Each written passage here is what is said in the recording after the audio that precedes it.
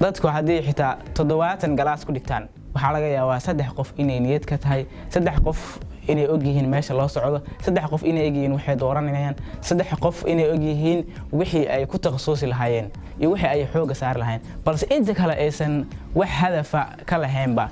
ha fiirin meesha aad joogto ha fiirin dalka aad joogto internet bilaash ma haysto asku mashquulin kaliya waxaan kaaga dardaarmayaa inaadan aaminin dal aan horumarsanayn baa joogtaa dunida saddexaad baa ku nooshahay waxyaabaha waxa weeye dadka hoos u dhiga niyadana hadaad gashato waligaana kici maysid waligaana horumari maysid kuliyadaasna horumar ka gaari maysid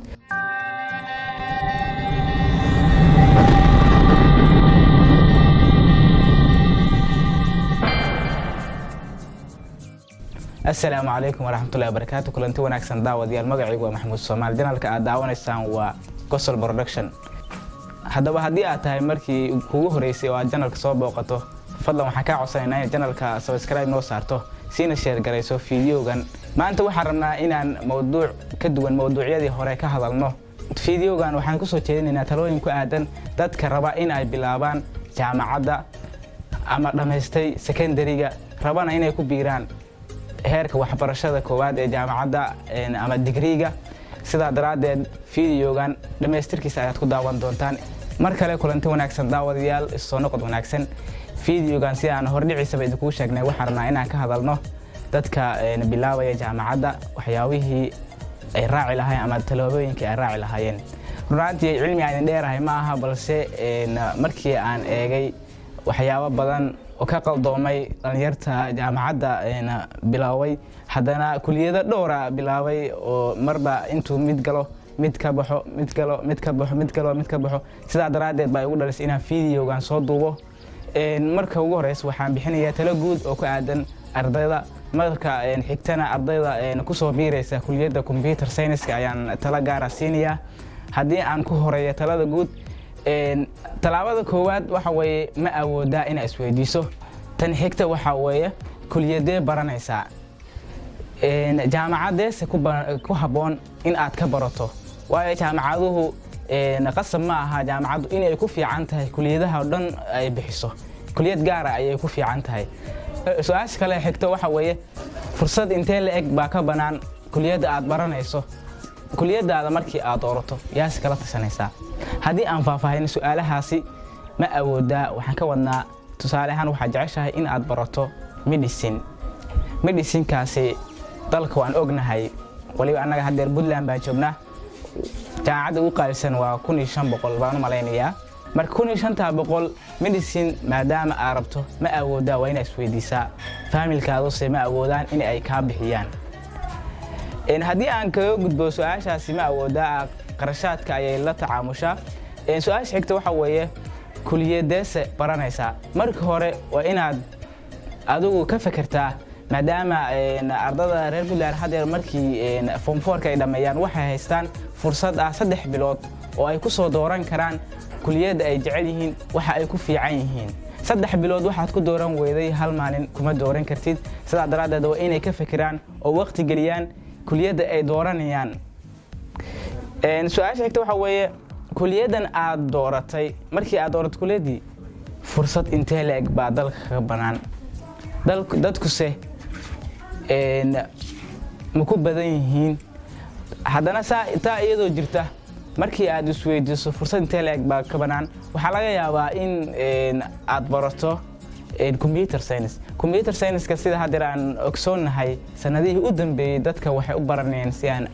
innaba caadi ahayn oo dad badan ayaa ku soo biiraya kuliyada computer science-ka sida daraadeed dadku waxay isweydiiyaan kuliyadaasi waa lagu soo batay fursadaheedii ayaa yaraanaya talooyinka aan siinayo ardada computer science-ka ayaan ku bees gareynayaa taa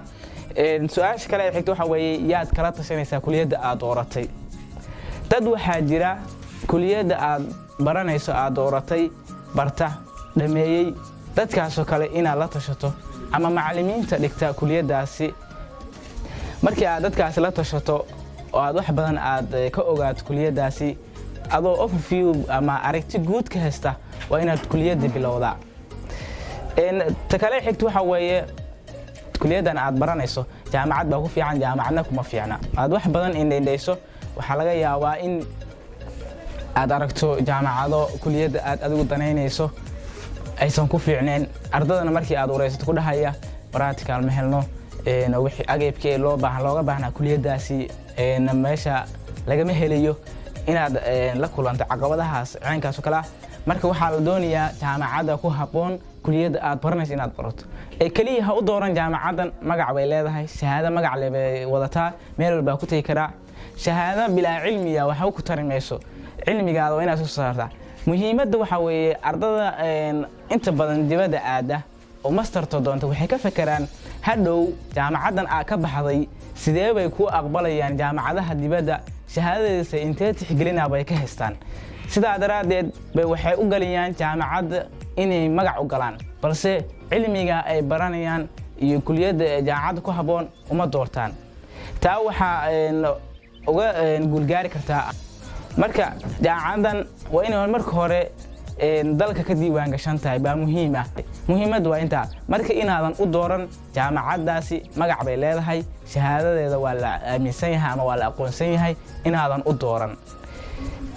intaasi waxaan kaga baxayaa talooyinkii guud ee aan siinayay ardayda bilaabanaysa jaamacadaha ee ka baxay secondary-ga haddii aan u imaado ardayda computer science-ka anigu waxaan ahay ardayda barata computer science-ka waxaan dhigtaa jaamacadda Boosaaso computer science-ka dalku markii hore isma oranaya waa uu fiicnaa balse hadda sanadihii dambe computer science-ka dalku waa uu fiican yahay balse haddana saa ay tahay computer science-ku waana wax adag waana wax fudud markii aan ku leeyahay oo wax adag waxa weeye waxa jira maadooyin adag baa ku jira sida programming-ka balse adkaantaasi aad kaga guulgaari karto in aad waqti geliso oo aad wax badan tixraacdo marka kuliyadda computer science-ka sanadihii u dambeeyay aad ayaa loo baranayay saa daraadeed balse waxa ka dhaweeya oo wixii ka guulgaara baan jirin marka dadka is oranaya kuliyadan aad baa loo bartaa dadkii dhan baa ku yaacay fursad jaanisa ama shaqo ah kama helaysid taasi ha aaminin waayo dadku haddii xitaa 70 galaas ku dhigtaan waxaa laga yaabaa 3 qof inay niyad ka tahay 3 qof inay og yihiin meesha loo socdo 3 qof inay og yihiin waxay dooranayaan 3 qof inay og yihiin wixii ay ku takhasusi lahaayeen iyo wixii ay xoog saar lahaayeen balse inta kale aysan wax hadafa ka lahaynba laga yaabo xitaa digrigaasi inay markay saa ku dhigtaan aysan waxba sii tixraacin kuliyada kale iska bilaabaan balse adiga hadii aad hadaf ka leedahay kuliyada computer science-ka jaaniskeedana waad ka faa'iideysan kartaa ha fiirin meesha aad joogto ha fiirin dalka aad joogto internet bilaash ma haysto asku mashquulin waayo maalin walba waxaad isticmaashaa hadii ugu yaraato data quantity ah datadaasi quantity ah maalin walba hadii aad 2 cashar ka faa'iido meel bay ku buuxinaysaa balse ma aha inaad isku xirto wadankeena waa dawlad la'aan wadankeena dunida saddexaad buu ku jira wax la yiraahdo dunida saddexaad ma jirto cidna kaaga ma horeysa teknoolajiyadan dadkan iyagoo saa ka liita bay meel isgaarsiiyeen way maanta waxa jira dalal badan oo anaga aan dhaano xagga dhaqaalaha kale aan Afrika waa ku yaala waa inaad dunida la jaan qaadid oo aad wax baraadisid talada kale aan ku siinay waxa weeye in aadan isku mashquulin macalinka kaliya waxa uu ku siiyo balse aad wax badan raadiso macalinkan waxa lagu la xisaabtamayaa kooraskaasi in uu xilli go'aan ku dhameeyo balse isagu wuxuu ku xisaabtamayaa sidii uu ku dhameyn lahaa syllabuskaasi loo qoondeey marka waa inaad adiga wax badan raadisaa aad meel walba gashaa marka in ma taqaanayo aad qof walba wax ka barato kaliya waxa jira xitaa website-yo iyo youtubero soo dhiga casharada teknoolajiyada maadooyinka oo dhan programming-kii hadii aan lahayd PHP-gii hadii aan lahayd HTML hadii aan lahayn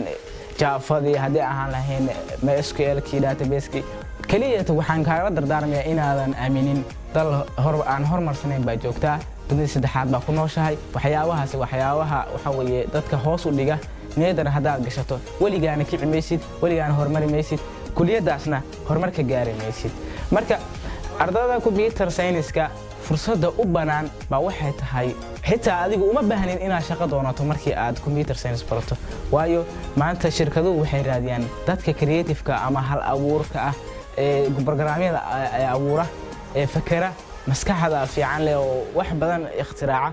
bay jecel yihiin maanta haddii aan aniga programmer ahay inaan program abuuro aan awood u leeyahay social media kaliya ayaan ka soo muuqanaya waxaan soo bandhigayaa barnaamijyada aan sameeyay barnaamijyo noocaas ah markaasi target baa uu noqonaysa adiga wax laga yaabaa in lagu soo raadsado oo lagu dhahoniyo anaga nala shaqay adiga hal abuur la imow waxaa jirta ardayda computer science-ka group noqda haddii ay meel furan lahaayeen ay waxa ay barteen dadka u faa'iideyn lahaayeen waa meel ma taqaanaay cilmiga aad baratay baad sii gudbinaysaa adigana faa'iiday ku tahay cilmigaasi ka bixi maayo marka talooyinkaasi ayaan ardayda computer science-ka u soo jeedinayaa waxaan ku yaboohayaa inaad barato haddii aad computer science barato inaad baratay ama aad baratoba kuliyad chance aad u badan leh ka faa'iideysigeeduna uu yar yahay haddii aad sidii loo baahnaa aad uga faa'iideysato waxaan ku ballan qaadayaa inaad guul ka gaarayso kuliyadaasi ardayda computer science-ka ah inta badan waxay moodaan kuliyadaasi inay tahay kuliyad aad u fudud balse kuliyadaasi way ay ka duwan tahay waxay rabtaa inaad waqtigaada qoondayso oo aad computer-ka geliso waayo anaga waxaan rabnaa inaan computer science-na barano